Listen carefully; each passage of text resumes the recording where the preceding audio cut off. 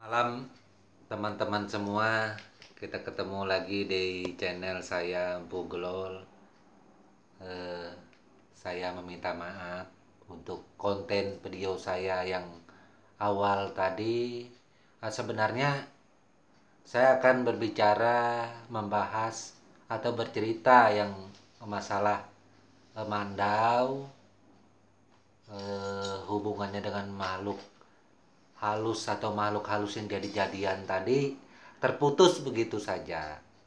Nah, itu disebabkan karena pas membuat video saya tidak menyadari baterai saya ternyata tinggal sedikit. Nah, begitu tinggal sedikit, belum ada istilahnya pembahasan atau pembicaraan yang sampai selesai dan terputus itu, jadi nggak sempat bertabe atau memohon maaf. Jadi saya mohon maaf sekali lagi kepada teman-teman semua, supaya sekiranya apa yang saya sampaikan pada tahap awal itu mudah-mudahan bisa pas. Tapi ini saya berusaha untuk menyambung yang sesi yang kedua. Sesi kedua ini merupakan sambungan masalah pembahasan tadi, yaitu masalah mandau. Nah, jadi masalah mandau ini itulah perlu saudaraku, teman-teman dimanapun berada, baik di Indonesia, baik di Malaysia atau yang lain-lainnya, ketika menonton ini mudah-mudahan sangat bermanfaat bagi yang pemula kepingin belajar tentang mandau Dayak itu seperti apa. Nah, jadi penjelasan saya ini saya rasa kalau untuk orang Dayak langsung saya nggak berani berbicara banyak, karena kalau untuk kita sesama Dayak pastilah ya dia tahu manfaat serta kegunaan mandau. Di samping untuk menjaga diri, yang tentunya juga di dalam menghadapi makhluk halus juga mandau ini sangat berguna. Makhluk halus seperti apa yang bisa digunakan untuk mandau ini? Seperti yang telah saya kasih keterangan terdahulu, yaitu makhluk halus jadi-jadian, seumpamanya makhluk halus yang menjadi hantu lah, segala macam lah. Nah, ini bisa diusir dengan mandau. Jadi diusir dengan mandau ini bukan berarti saya empu menyatakan itu makhluk halus harus dibunuh. Enggak. Sebenarnya seperti itu. Tapi bisa saja mandau ini mempunyai kekuatan besar yang menakut-nakuti. Ketika makhluk halus ini akan melakukan hal yang negatif, maka dia kadang-kadang akan terusir sendiri sebelum terjadi apa-apa. Memang sebenarnya sebaiknya seperti itu, karena kita juga sebagai manusia kita sangat menghargai siapapun, meski itu makhluk halus, karena dia juga ciptaan Tuhan. Itu. Jadi kita harus saling menghargai, menghormati ketika dia berbuat salah. Kalau itu tidak terlalu jauh juga bisa kita maafkan. Nah, kalau seumpamanya dia bisa kita usir, kasih pindah, kasih pergi seumpamanya.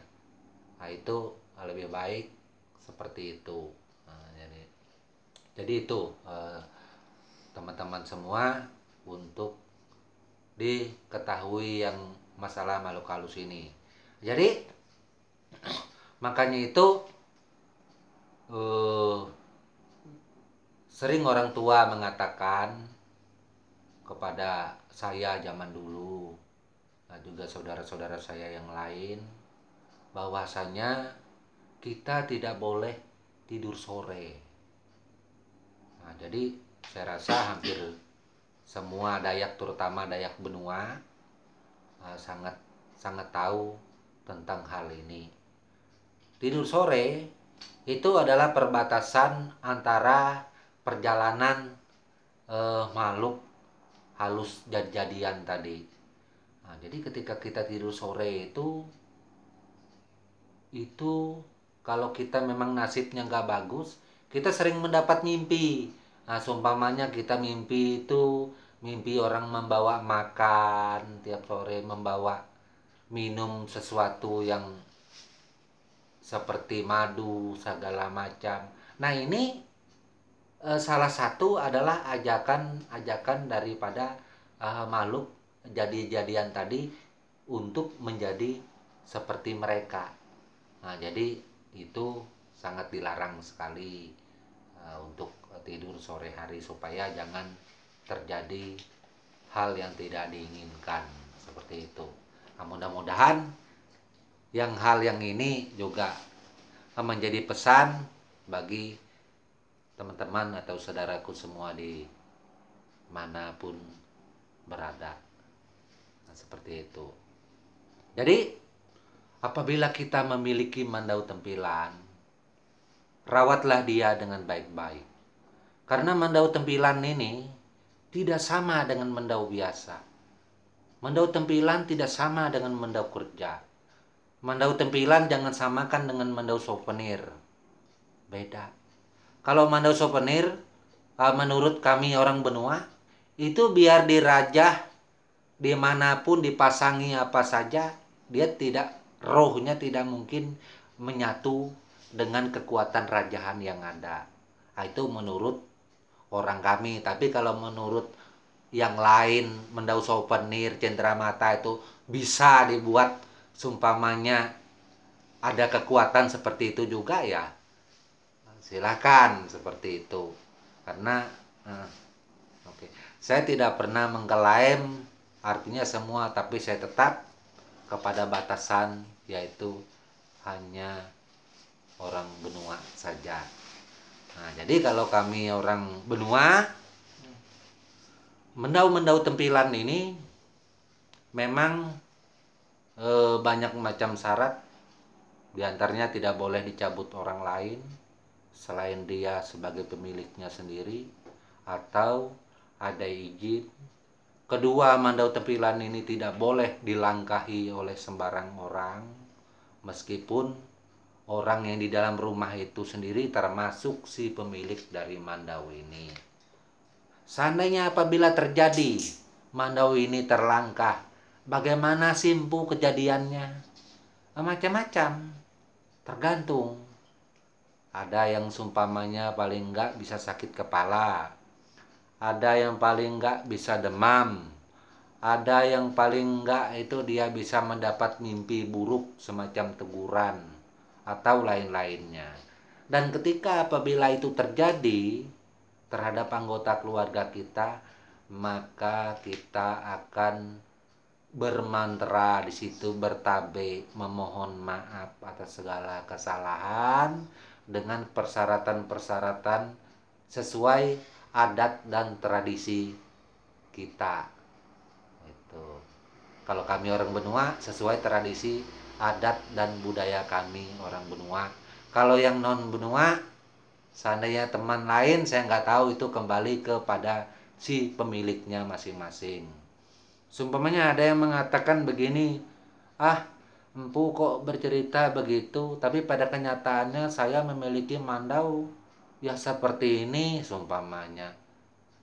Makanya itu setiap saya bercerita menyampaikan sesuatu tentang masalah mandau, saya tetap membuat batasan seperti biasa. Saya hanya bercerita untuk orang benua saja. Itu. Jadi apabila untuk orang benua ini bisa berlaku kepada saudara kawan kami, saudara yang lain atau kawan-kawan yang lain, ya nggak apa-apa. Kalau seumpamanya tidak berlaku juga nggak apa-apa seperti itu, karena saya nggak pernah sesuatu itu harus seperti ini. Nah, kira-kira begitu. Jadi keuntungan daripada mendau tempilan, di samping dia sudah diberi raja macam-macam, dikasih minyak. Mohon maaf, minyak ini kita oles memang dari zaman dulu kan, orang tua zaman dulu kan pakai minyak babi. Kalau zaman sekarang nggak mesti minyak babi, macam-macam minyak.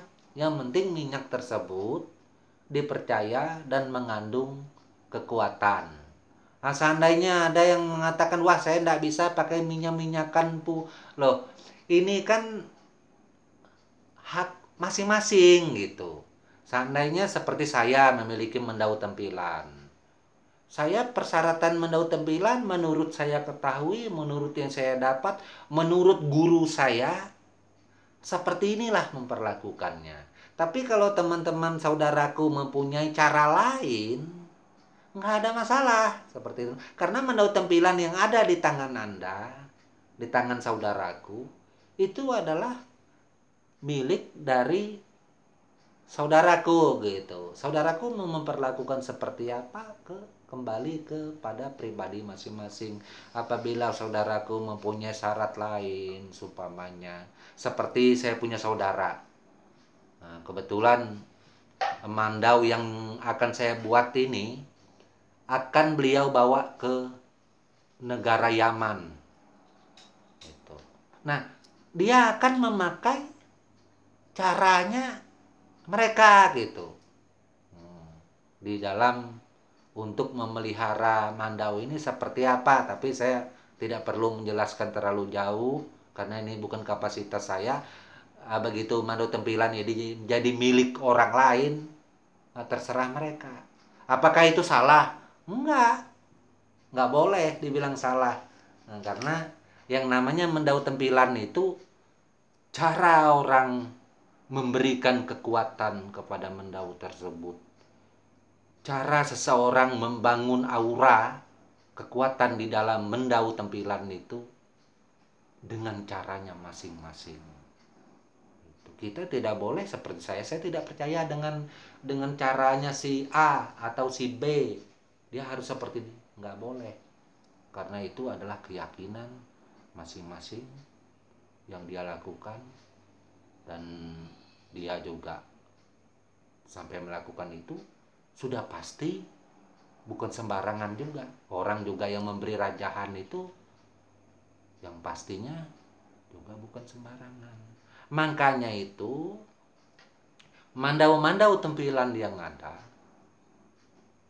sangat diyakini dan sangat dipercaya bisa menghadapi makhluk halus jadi-jadian, mengusirnya, atau dengan kata kasar bisa membunuhnya ketika makhluk halus jadi-jadian ini melakukan perlawanan.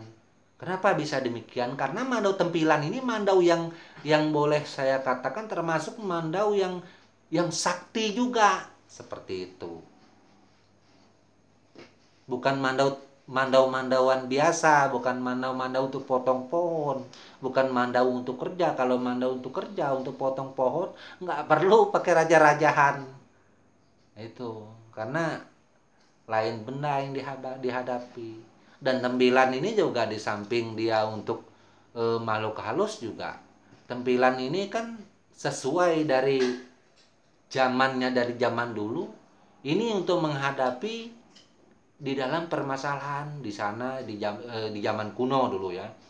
Nah, jadi mereka akan menemukan orang-orang yang sakti, orang-orang yang kebal, lawan yang memang tangguh juga.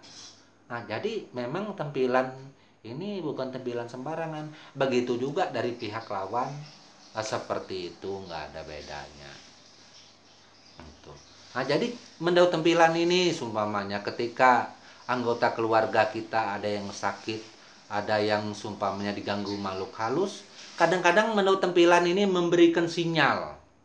Bisa jadi kita sumpamanya mendapat mimpi didatangi oleh seseorang memberitahu atau memberitahu kita bahwa ada keluarga kita diganggu atau sakit.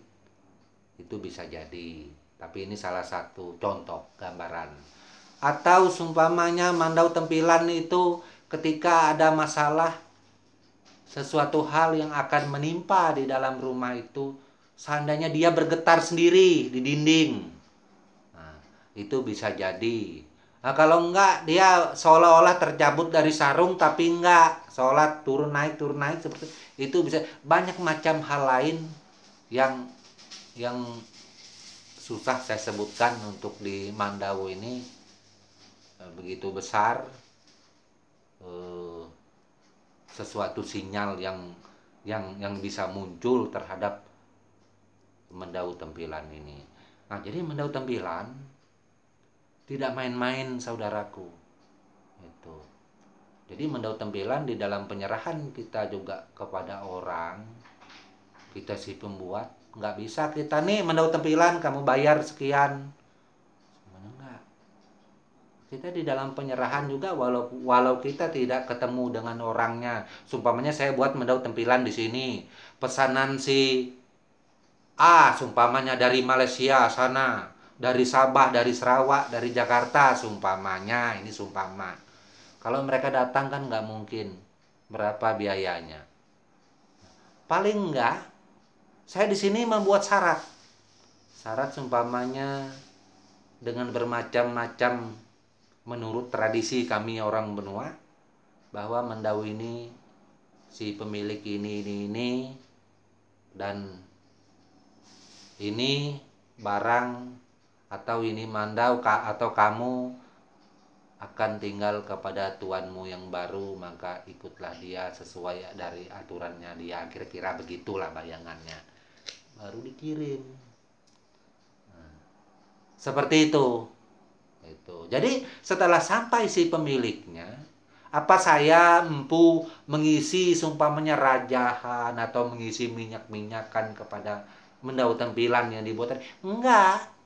Itu si pemilik yang di sana sendiri yang ngisi. Kalau sumpamanya dia punya mendau tempilan, dia enggak ngasih apa-apa, hanya diasah tajam, dirawat, dikasih minyak, digantung di dinding, ya nggak ada jadi apa-apa juga.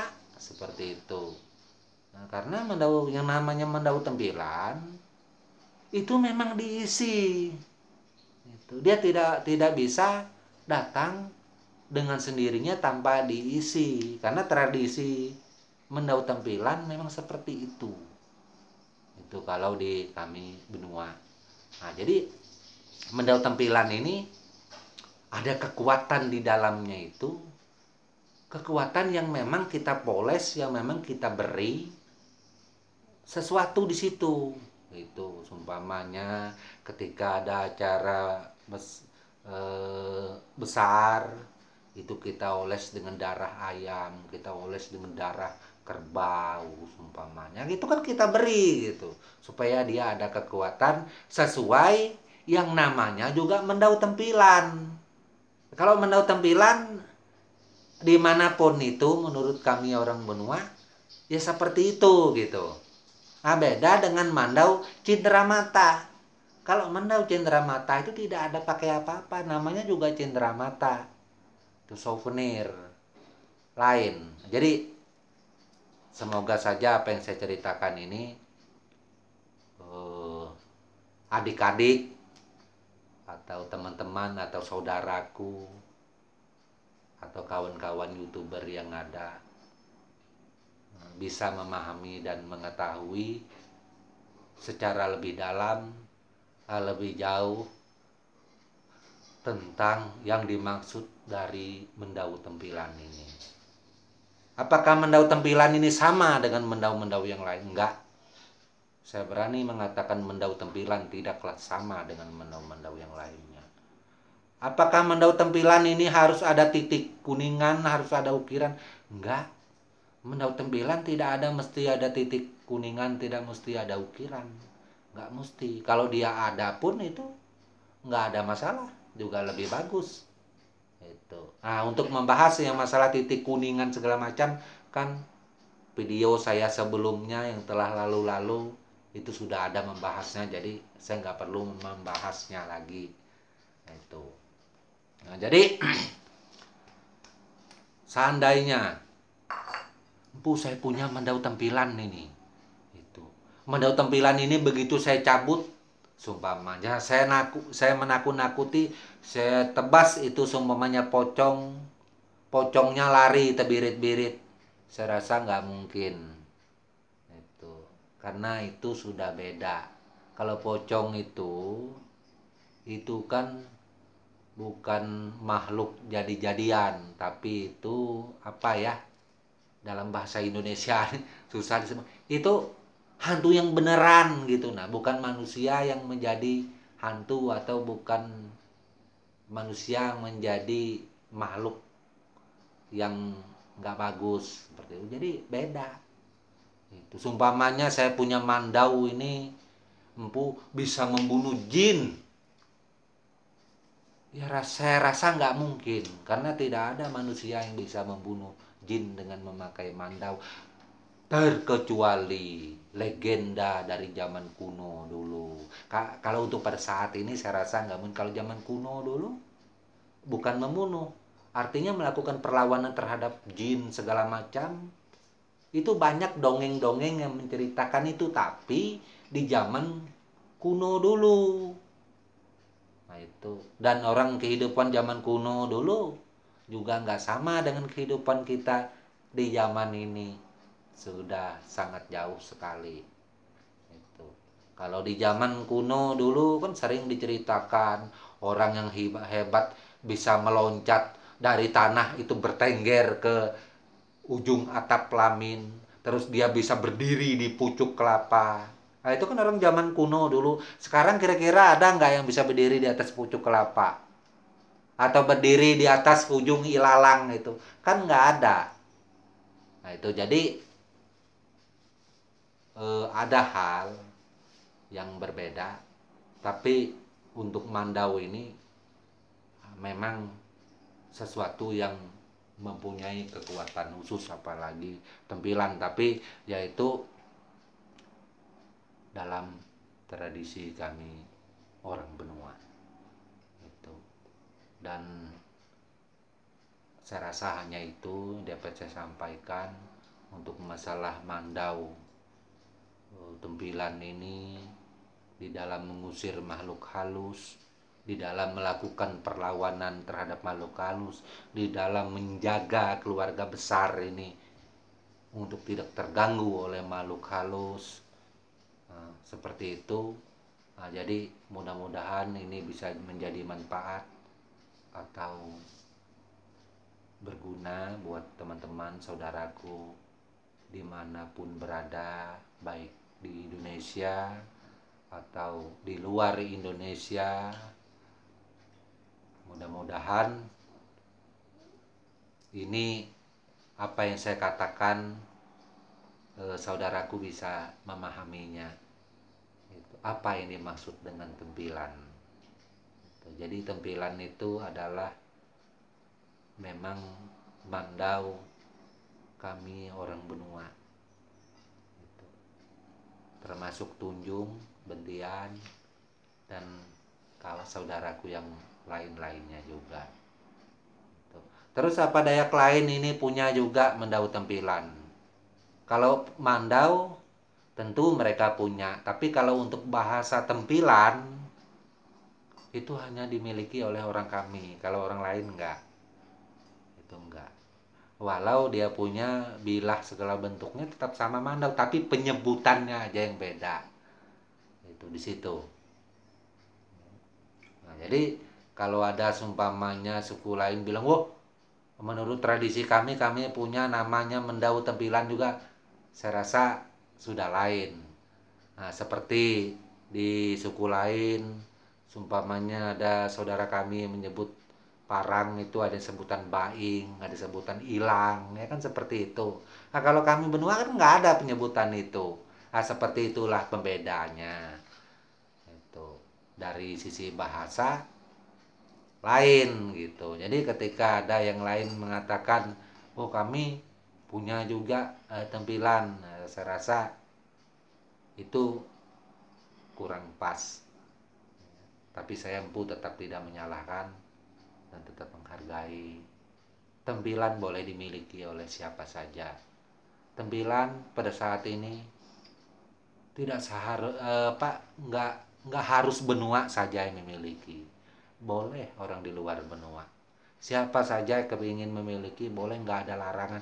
Nggak ada hukumnya melarang orang kepingin memiliki barang orang Kalimantan, barangnya orang Dayak, ketika yang memiliki barang ini tidak berat hati untuk membuatnya atau tidak berat hati untuk memberikannya. Terkecuali si pemilik ini berat hati untuk memberikannya, ini yang nggak boleh.